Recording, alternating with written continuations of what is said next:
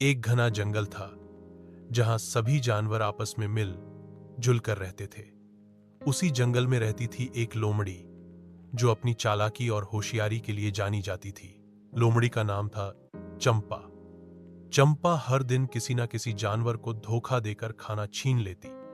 कभी बंदर को मूर्ख बनाकर केले ले लेती तो कभी खरगोश को डराकर उसकी गाजर। एक दिन जंगल में ऐलान हुआ, अब से जो सबसे बुद्धिमान जानवर होगा उसे जंगल का सलाहकार बनाया जाएगा। चंपा को यह सुनकर बहुत लालच आया। उसने सोचा, अब तो मैं अपनी चालाकी से सबको मूर्ख बनाकर ये पद भी पालूंगी। प्रतियोगिता की घोषणा। जंगल के राजा शेर ने एक बुद्धि परीक्षण रखा।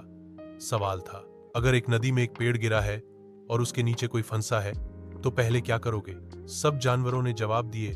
कोई बोला पेड़ हटाओ, कोई बोला राजा को बुलाओ, मगर लोमड़ी ने कहा, मैं सबसे पहले ये सोचूंगी कि मुझे उस जानवर को बचाना भी चाहिए या नहीं, कहीं वह मेरे लिए खतरा तो नहीं। सभी जानवर चौंक गए और राजा को समझ आ गया, लोमड़ी चालाक है लेकिन निष्ठावान नहीं।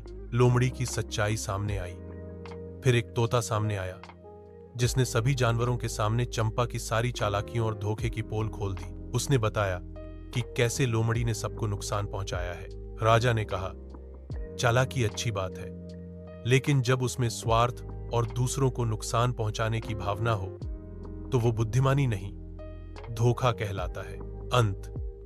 राजा ने सलाहकार के पद के लिए एक छोटे से कछुए को चुना जिसने कभी किसी को नुकसान नहीं पहुंचाया और हमेशा शांति से सोचता था। चंपा शर्मिंदा होकर जंगल के एक कोने में रहने लगी। अब वो जान चुकी थी कि सच्ची समझदारी चालाकी से नहीं, नीयत से आती है।